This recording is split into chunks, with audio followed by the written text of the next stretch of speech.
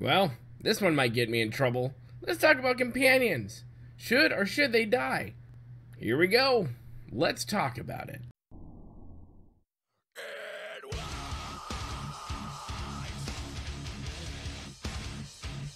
Hello, my Swtor brothers and sisters. How are you doing out there over in the interwebs land?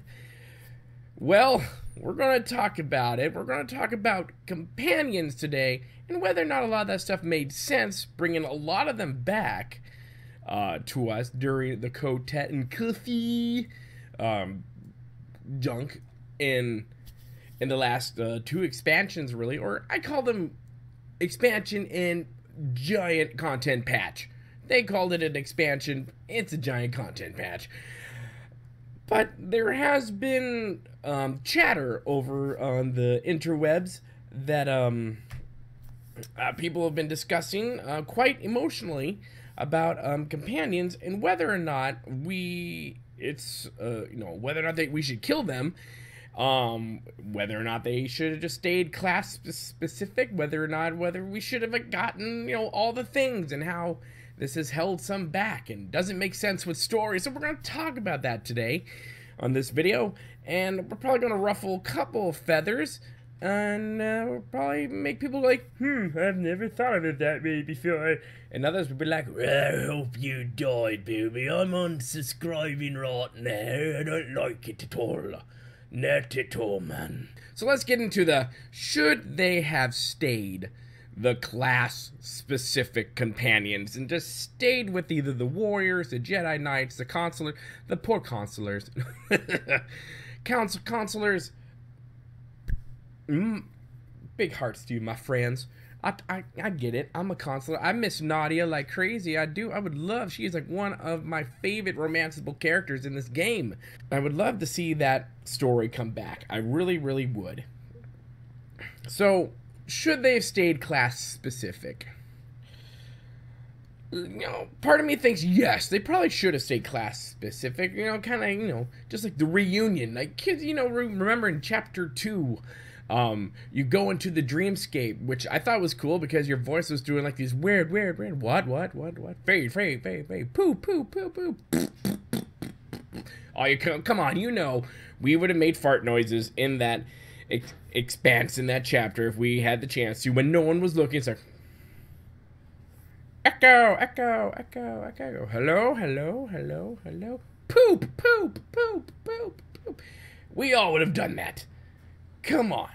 Or maybe it's just me. I'm weird that way. I don't know. My brain just went off a complete rabbit trail. With that said, you saw your companions there. They weren't dead. They're like, oh, I'm knocked out. Is the Dre? Oh, no, man. What was in the tea, Valcam? What did you do, man? Jeez, Jason, what the hell was in that brownie, dude? They were there, and then you got emails from your loved ones either saying, I will find you, and I know you're still alive, and I love you, baby, and I will find you, that's what I'll do. Or you'll get a couple of emails from some other ones going like, well, listen, I tried, but I didn't really try hard enough, and I might be like this kick-ass Sith who can, like, feel force energies from trillions of miles and light years away, but however, screw you.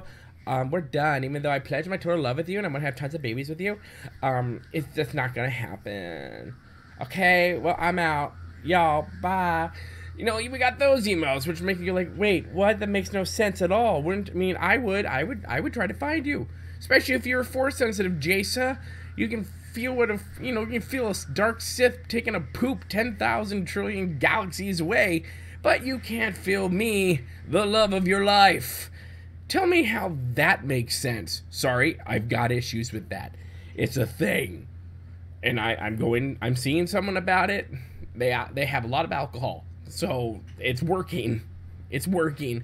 But I think they should have, parts of me thinks they should have kept things class specific, just so there's more continuity with everything, just so you kind of still felt like, oh, I'm a class, I'm a Sith warrior, I'm a Jedi consular crying in the shadows, because why? Apparently my companions hate me and no one wants to ever come see me except for that one guy, which no one cares about, whoever that person is, to the point where I can't even remember who that person is. And that's another thing that we'll touch on in just a second. But should you, or should we, have been getting our companions back in certain steps that fit with our class story? Yes. But then the arguable side for no is, well, let's look at this on the logistics side, money-wise, because you would have to get far more voice actors to come in, and you'd have to deal with each class, you know, in a perfect world sense, where it wasn't like, well, 1 month the Consular is going to get some, and next month the Sith Warrior is going to get some, and, well, we've got 8 months of stuff, plus all their other companions coming back. It's just a thing. You know, yes, it probably would have taken a lot longer to do, a lot more money to be spent, and some of it also has to do with, like, there was a, you know, they had a voice actors strike a while ago where, you know, a lot of the voice actors weren't available because of just some shenanigans going on there. Which I actually agree with the voice actors on this one. They were kind of getting screwed. But, so there's that logistical issue that would have been a thing. And then there's the other thing of them bringing companions that A, don't have anything to do with the story, just like random ones you get over because you found a star fortress and you just had to, you know, help this one person who, you know, I get the whole alliance thing, and we're trying to build an army, we're trying to pull people and different, you know, characters and casts and creatures from whatever to help us out. But in the long run, those meant nothing. The community was like, oh, okay, that's cool, whatever, but where is, well, not Gus. I don't think anyone, maybe with one person, but I don't think anyone sat there going, I wonder where Gus is at. I really miss Gus. He really had a great, you know, he was an important plot fixture in the whole plot line of the entire game. Personally, I think Gus should drown. And it would be an ironic death, however, but it would be an amusing one. For me, because I'm a sadistic like that, I guess, I don't know, I think it'd be funny. I know, unsubscribe now. Don't do that because my beard would be sad and it'll just cry all over the place. We don't want that to happen. But yeah, they gave us these bunch of random companions that, like I said, had no true bearing to the narrative whatsoever, in my opinion. And most are forgettable.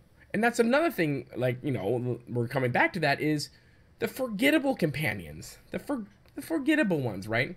The ones that we just forgot about. Like, you get so many companions, was it 5 or 6 or whatnot, within your class story, and you really only remember, like, 2 or 3, because they had a very pivotal role in your class story, or you related to them on a more psychological, personal level. So, for us there as the player, we remember them far better.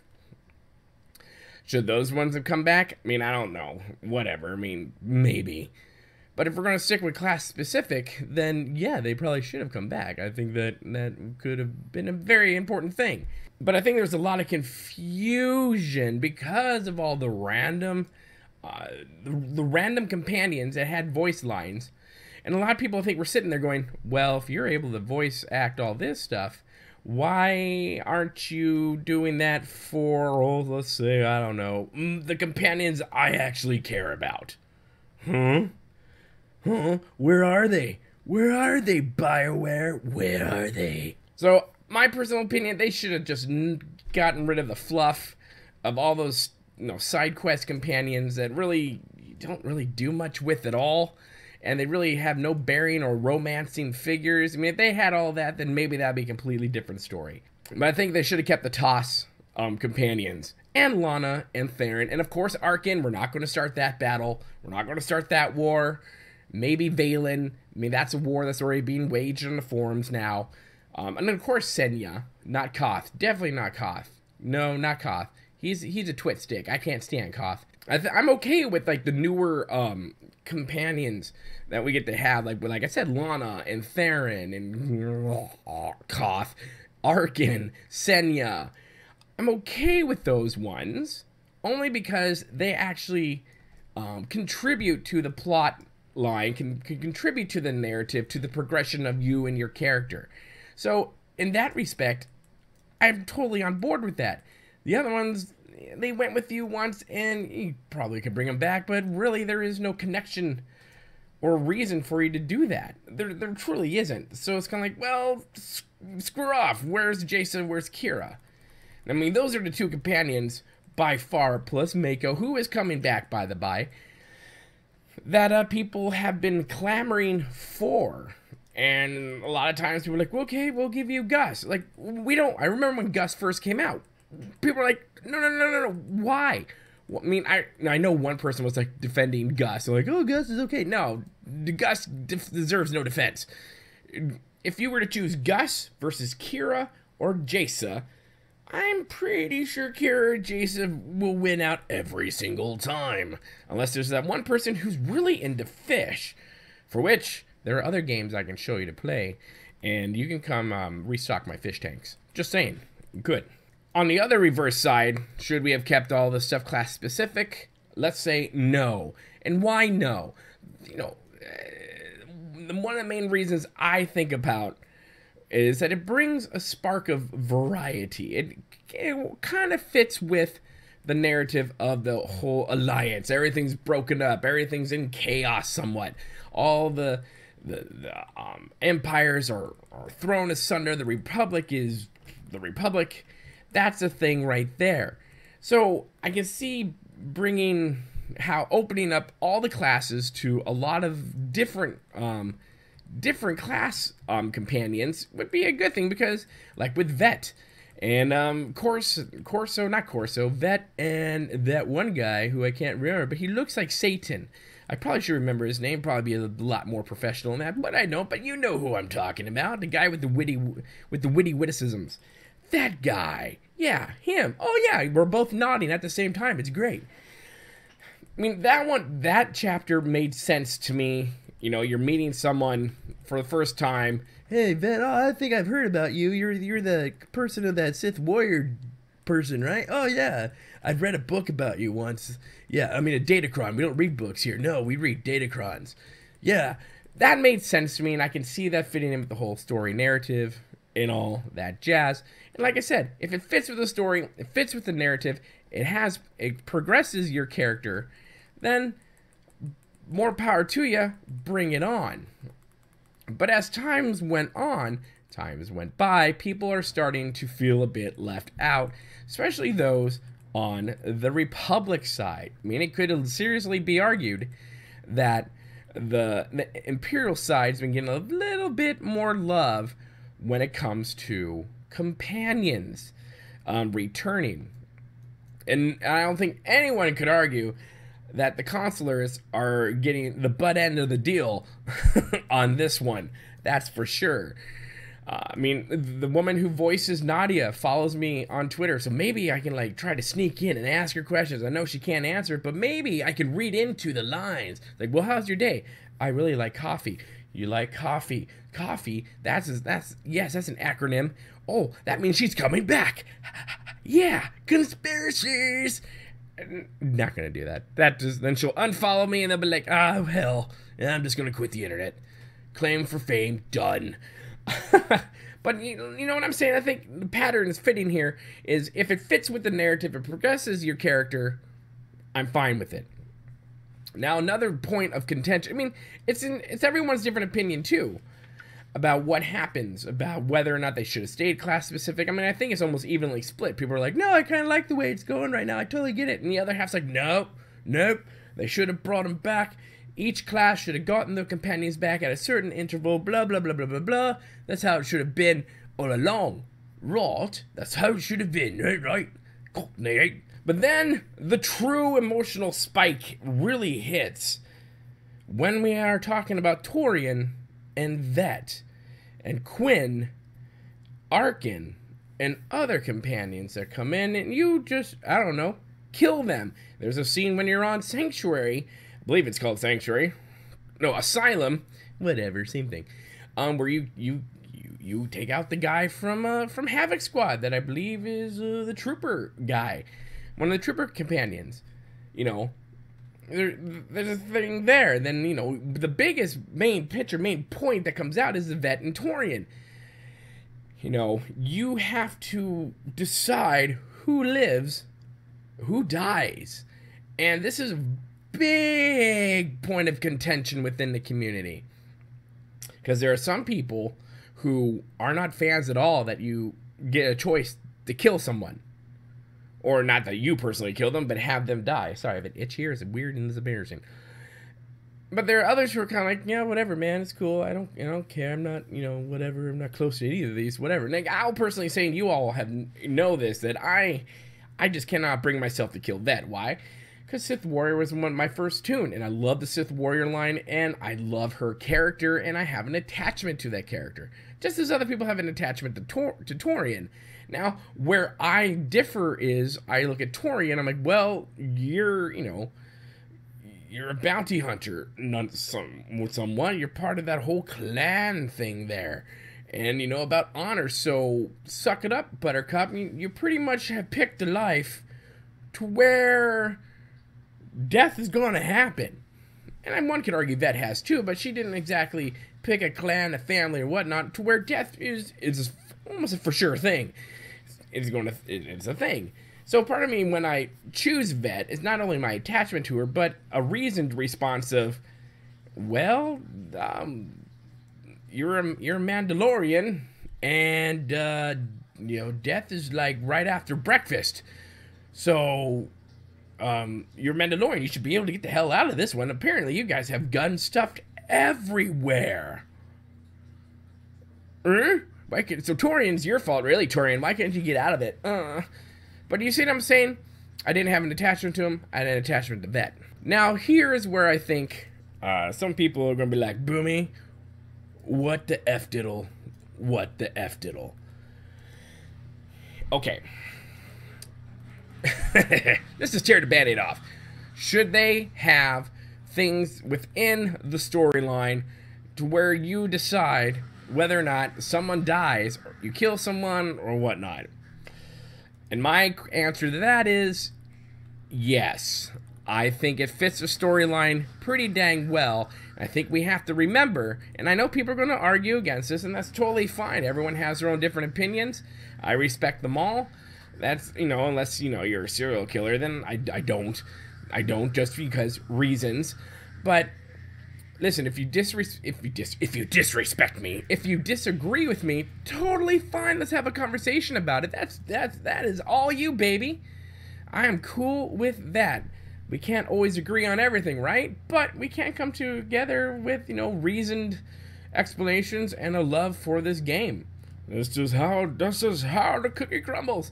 But yes, I think it's a good thing to have these choices in here. And when I say choices, remember, the developers did say in the very beginning of all this thing, right before the expansion when we were learning about the brand new expansion right after Revan, about how choices matter, and they will matter even more so in these expansions. And I think people are coming to terms, not necessarily terms, but they're starting to realize just how true of a statement that was. And they were right. Choices do matter, just like in real life. And that's probably one of the reasons why I actually enjoy the storyline so much, because it has a bit of finality. It has a bit of reality stuck to it. That, baby, you're in war. Not everyone's going to return home. They're just not going to. Like with Torian Vet, sometimes you have to make that call. Like, well, who has a better chance of surviving this one? My reason and logic would say Torian. He's a Mandalore. He's bred and freaking grew up in this culture of fighting and being prepared to die and just knowing how to get out of sticky situations. So that's where my reasoning comes in with that one. Vet was not brought up in that type of culture. She knew how to get the hell out of things, but she wasn't, jammed. She's not a walking arsenal like a Mandalorian typically is in the books, in the comics, in the movies, with fire, everything. Just every pore of your body breathes out fire. Everyone's just dead. But to me, it brings a really good sense of reality to the story. It brings that consequential thing of like, oh damn, it's like, and it spurs the emotion, which it is doing. And if that is what they wanted to do, they have done that in spades. Is the death of a close companion, someone you're attached to, Is that a good or bad thing? It's a thing, right? It's, you know, I think it'd be different if, you know, you killed Jessa, right? Well, maybe not. Maybe I'll retract that statement. I don't think it would be different, actually, because then I'd be arguing against myself. And I don't want to do that because that would just be pointless. And then we wouldn't have a video, would we? A lot of people are upset with the fact that we can't bring back companions. A lot of people are upset because we have to make a choice whether or not a companion lives, a companion dies. But we're falling into a lot of real life situations here, not something that you and I deal with on a daily basis, thank goodness, right? Thank God for that one. But there are people out there, especially in our military, in like, you know, service like that, who that is almost like, that is a decision that they would probably have to come across. If you look at the storyline, they're in war. The stakes are extremely high, and sometimes when you're in war, it comes down to this or that. That, we'll try to get to this one. Now, what I wish they would have done when it comes to Torian and Vet is let the Alliance commander try a little harder to go save the other person, rather than it didn't really feel like, you know, they tried hard enough at all. I mean, there could have been a scene where Torian was there, he was trying to make Custer's last stand, right? He had a couple more of your Alliance troopers come in, you know, they overheard on the intercom, or you would say on the intercom, hey, we are dealing with Vet right now, we can't get to him, can someone get out to him as fast as possible to help? And if they had a scene where those people went out there to go and try to help him, I think the emotional side of it would not be as strong. I mean, he would still die, right? That would still be a thing, or vice versa with Vet.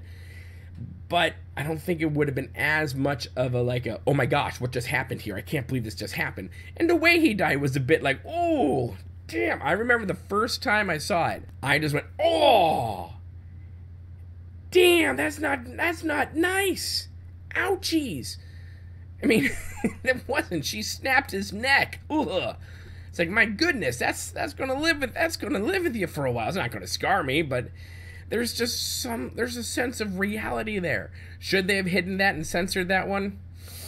I'm not a big fan of censorship to begin with, at all. So, yay or nay. But at least you know you can spacebar from it. I know that doesn't bring any sort of like, oh, well, in that case, everything's fine now. Like I said in the last video, or video before this, or the video before this, the video, yeah, that one, you know that one, yeah, that one. Everyone's built differently. Everyone's built differently from an emotional level to a sentimental level. It's just how it is. It's how the cookie crumbles. Everyone deals with different things differently, because we're all individuals. We're all different. None of us are truly equal in our thought, in how we live, whatnot. That's what makes us unique in the universe, right? We're not carbon copies of the same thing. And that's an amazing thing. That is just a stupidly amazing thing. And I'm very happy about said stuff right there. For me, I can handle that type of that thing. Now, if it were real life and I was watching that in real life, probably not so much. I probably wouldn't be taking such a cavalier attitude towards it. But it has definitely sparked an emotional response within the community. And I understand why. I get it. I totally do. But I think if they hadn't put those things in, if they hadn't really, stuck to their guns when it talks about how choices truly matter, then I think there would have been a lot of complaining within the community, like, well, what are you talking about? It's just a bunch of, fluff here and there about how choices don't matter. Where in this one, you're like, oh, damn, choices matter. Choices freaking matter in this one. So, with Quinn, do we kill him? Do we break his little heart? Arkin, do we kill him? Do we whatnot? Now, one might argue that Arkin might deserve death far more than Quinn, because there's a giant hate group for Quinn, I being one of them. And I'll admit, it was kind of sad to break Quinn's little heart there. They wrote that perfectly. And from what I understand, it's really sad when you break Lana's heart. Ugh, I don't even want to. I'm just gonna tiptoe around that one, just pretend, Lana who? I don't know who you are, but nope, never seen you before. Get in my ship and run away. It's like, not gonna deal with it, not gonna. But then Jason will find you and be like, why? You can find me now, but you couldn't have found me then. Sorry, I was like eating brownies. Yeah, whatever. Where am I going with this? We have choices we have to make in this game. That's what the expansion and the giant content patch of the Valen patch, as I call it, has given us. We have choices that have far more long-term consequences than we have ever experienced before in other content within this game. And I think that bothers a lot of people. And that's totally fine. That's perfectly fine. Be bothered by it. That's good. You have an emotional response to it. And it's also good that these people are writing stories upon which that they are eliciting such responses from us, the community. For me to do a video like this, from the community to the people who believe that putting such choices in the game just was a no-no, and they should not have done that. I mean, it's a good thing. It gets people thinking. It gets people trying to figure out, is this good? Is this bad? It really makes you stop and go, like, instead of going, yeah, I'll just press this button, see what happens. Doesn't really matter. Doesn't really affect me at all. And then it turns out, oh, butt nuts. That's right. That's a word. You can use it. It's not copyright. It's not a trademark yet. Maybe I should do that. Money. Maybe it makes you take a pause, doesn't it? Right? It really does. Like, oh, well, what's gonna happen with this one? I mean, I've done that before while playing through these different chapters again, and having played chapters on this tune right here that I haven't played in over a year. That you really pay attention more to what's going on around you. It really gets you going, really makes you think, and there's a depth to the story, not as deep as I think they should have gone. They could have gone, especially with Valen and Arkin and that whole family construct right there. Especially with some of the companions coming back, where you have oh, how you doing? Yeah, I missed you. I totally knew you were alive. I totally came out. I love you. I love you too. Next quest. Okay, and they're like, really? That's it? It's been 5 years. We just have so, how you doing? You doing good? Yeah, me too. Well, okay, we'll just act like nothing ever happened. Totes. Okay, bye.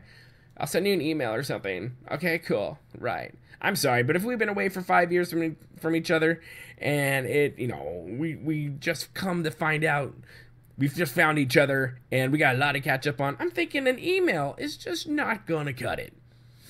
My personal opinion right there, I'm just pretty much thinking an email is just not going to cut it. And a little coffee. I'm thinking that's going to be like Alliance Commander and whomever the companion might be will be taking about a weekend or a week off to have a chit-chat. Just saying. So what do you guys think? What do you guys think? Do you agree with me? Do you disagree with me? Do you think that the choices mattered a bit too much? The choices were a bit too severe, or do you think they were just right? Do you think it's perfectly fine the way they have it, that it makes sense the way they have it? Were they a bit too graphic with some of the things? Were they not a bit too graphic with some of the things? What is your opinion on this? Should we, should all these tons of companions come back that made no perfect sense? Should we have stayed with just class specific companions coming back, returning to their classes? Now, I will say on an end note that some of this hubbub is coming from the fact that some people are not going to be able to get Mako and not going to be able to get the companions that will be coming back in 5.8 and 5.9. That they'll be class locked. Well, to me, that kind of shows that they're starting to return to more of a class-specific storytelling again. Which, leads me, and that's where they're trying to go. And they have said that before. They're trying to go back to class stuff. And I think that's perfectly fine. In fact, I'm kind of okay with that. For the longest time, I think some of this comes from because we're so used to everyone getting all the things from, everyone gets to have Fez, Lizard Boy, everyone gets to have this guy or this girl and what the other. It's all good to go, man. I mean, it's all great. Well, wait, now we can't? Because why? Oh, I don't like this at all. Meh. BioWare's damned if you do, damned if you don't. But what is your opinion? What do you think? What do you think? Let's have a conversation about it. Put it in the comment section below right there. And if you like this video, make sure you hit that like button. And if you hate me, that's whatever. You still hit that sub button. Still hit the sub button, because you never know what other things I might say that will make you hate me even more. Or love me even more than you do already. Because why? #beard. My friends, my friends, remember to be kind, and it's about community.